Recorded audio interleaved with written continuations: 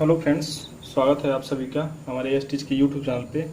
और आज हम डिस्कस करेंगे आपके साथ बीएससी इनऑर्गेनिक केमिस्ट्री में हार्ड एंड सॉफ्ट बेस।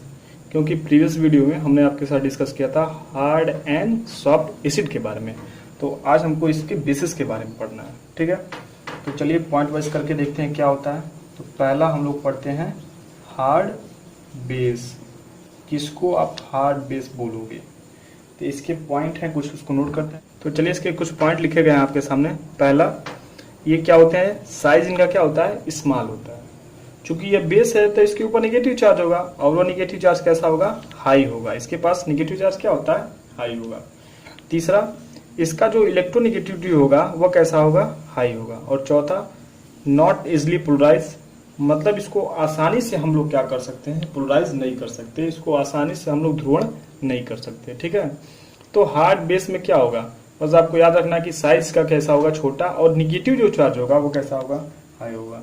कुछ एग्जांपल लिख लेते हैं, जैसे फ्लोरीन हो गया। क्लोरीन देखिए सब के ऊपर माइनस चार्ज है, ठीक, OH माइनस है, इसके ऊपर क्या है हमारा? माइनस चार्ज है। H2O है, इसके ऊपर माइनस चार्ज नहीं है, लेकिन इसके पास लोन पेयर ऑफ इलेक्ट्रॉन है, तो ये भी क्या कर सकता है? डोनेट कर सकता है। बात करें अमोनिया की, तो इसके भी क्या है? हमारे पास लोन पेयर ऑफ इलेक्ट्रॉन है, ये भी क्या कर सकता है? डोनेट कर सकता है। SO4 सल्फेट पे 2 माइनस है। बात करें NO3 पे क्या? माइनस चार्ज, इसके ऊपर भी हमारा क्या है? माइनस चार्ज है। PO4 पे क्या है हमारा? 3 माइनस चार्ज है। तो ये जितने भी आपके सामने ये मॉलिक्यूल्स लिखे गए हैं, इनके ऊपर देखो चार्ज क्या है? निगेटिव चार्ज क्या है? हाई है।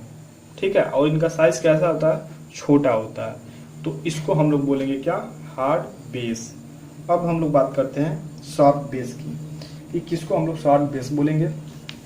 ठीक, इसके सारे स्टोरीज क्या होते हैं? अपोजिट हो जाएंगे। सॉफ्ट बेस, किसको हम लोग सॉफ्ट बेस बोलेंगे? सॉफ्ट बेस उसको बोलेंगे जो लार्ज साइज में होगा, मतलब इसका जो साइज होगा कैसा होगा? वो लार्ज होगा, बड़ा होगा। ठीक है, हार्ड में क्या होता है ना, साइज छोटे होते हैं, और सॉफ्ट में क्या होता है? साइज बड़े होते हैं। जो इसका सेकंड है वो हमारा क्या हो जाएगा? इनके ऊपर जो चार्ज होगा वो निगेटिव चार्ज, वो क्या होगा? थोड़ा सा कम होगा। निगेटिव चार्ज, जो निगेटिव चार्ज होगा वो कैसा होगा? निगेटिव चार्ज जो होगा वो कैसा होगा? लेस होगा। इनके ऊपर जो निगेटिव चार्ज होगा ना वो कम होगा। तीसरा इनका जो पॉइंट है वो क्या है? Lower electronegativity. लोअर इलेक्ट्रोनिगेटिविटी, इनके पास जो निगेटिविटी होगा वो कैसा होगा? लोअर होगा। और हार्ड बेस में याद रखना, जो निगेटिविटी होता है ना, इलेक्ट्रोनिगेटिविटी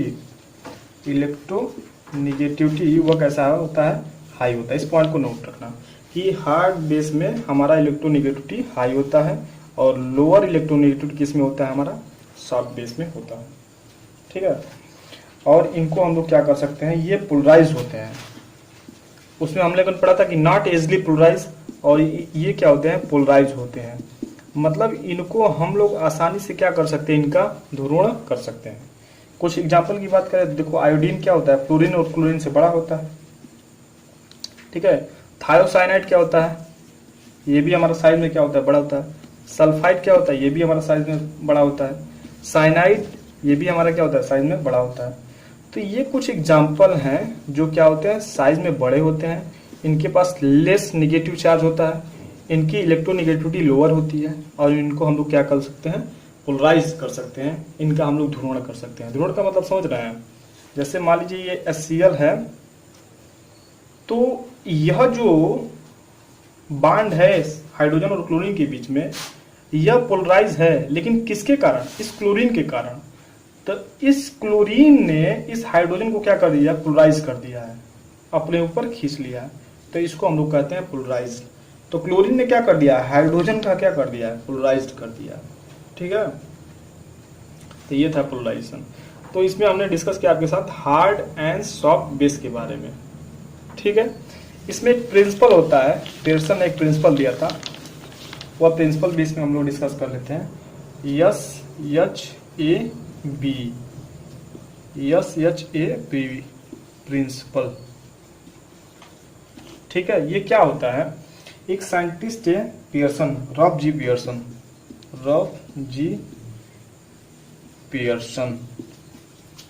ठीक है, इन्होंने क्या बोला था, इन्होंने बोला था कि देखो भाई, हार्ड एसिड जो होगा, इन्होंने कहा था कि जो हार्ड एसिड है वह हार्ड बेस के साथ ही रिएक्ट करेगा, हार्ड बेस के साथ ही रिएक्ट करेगा। और इन्होंने बोला था कि जो हार्ड बेस है,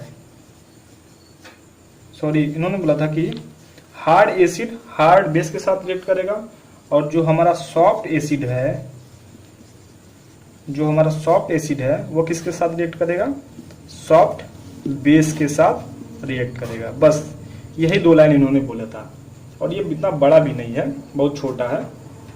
कि इस थियरी के अनुसार क्या होता है कि जितने भी हमारे हार्ड एसिड होते हैं वह हार्ड बेस के साथ रिएक्ट करेंगे, और रिएक्ट करने के बाद से एक अपना स्टेबल कंपाउंड बनाएंगे, और फिर वो जो सॉफ्ट एसिड है वह सॉफ्ट बेस के साथ रिएक्ट करने के बाद से एक स्टेबल कंपाउंड का फॉर्मेशन करेगा।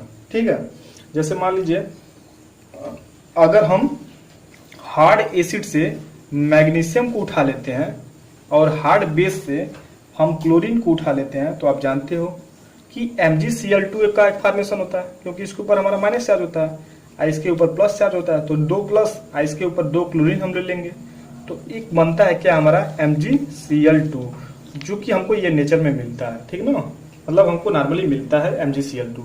ये MgCl2 क्या करता है, स्टेबल कंपाउंड है। आपने कभी ये नहीं देखा होगा कि जो ये हार्ड आपका एसिड है Mg+, ये किससे रिएक्ट कर बैठा, आई से। कभी ये आप लोगों ने नहीं देखा होगा कि मैग्नीशियम आयोडाइड Mg, ये क्या है, स्टेबल नहीं है। ठीक है ना, तो कुछ ऐसे भी कंपाउंड्स होते हैं ना जो हार्ड एसिड होते हैं और हार्ड बेस के साथ ही रिएक्ट करते हैं। जैसे देख लो NaCl, सबसे प्यारा एग्जांपल। ये सब हम एप्लीकेशन पढ़ रहे हैं। जैसे मान लीजिए ये हमारा Na+ कैसा होता है, हार्ड एसिड है, और हार्ड बेस यानी Cl- इससे रिएक्ट करता है तो NaCl बनता है। तो NaCl हमारा कैसा है, एक स्टेबल कंपाउंड है।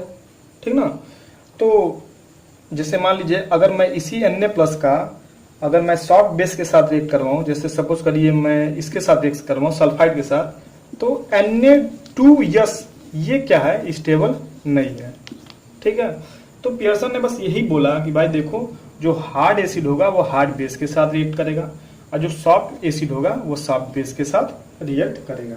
जैसे कि मैं बात करूं सिल्वर Ag+, कैसा होता है, हमारा सॉफ्ट एसिड है, यह आयोडाइड से रिएक्ट करेगा, तो ये बनाएगा क्या, सिल्वर आयोडाइड।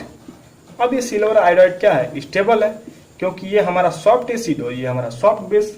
बस यही सारा खेल क्या था, पियर्सन का था। ठीक ना, देखिए और एक एग्जांपल की हम बात करें तो आप जानते हो कि जो पारा होता है उसके ऊपर प्लस चार्ज होता है, और सल्फर होता है उसके ऊपर -2 चार्ज होता है। तो ये दोनों आपस में कॉम्बिनेशन करके क्या बनाते हैं, Ag2S। ठीक ना, तो क्योंकि ये हमारा क्या होता है, सॉफ्ट एसिड है, और ये हमारा क्या है, सॉफ्ट बेस, तो ये दोनों आपस में कंबाइन करके एक स्टेबल कंपाउंड का फॉर्मेशन करते हैं। ठीक है, और जो बॉर्डर लाइन होते हैं वो हार्ड एसिड और सॉफ्ट एसिड, मतलब दोनों के साथ क्या करते हैं, रिएक्शन करते हैं।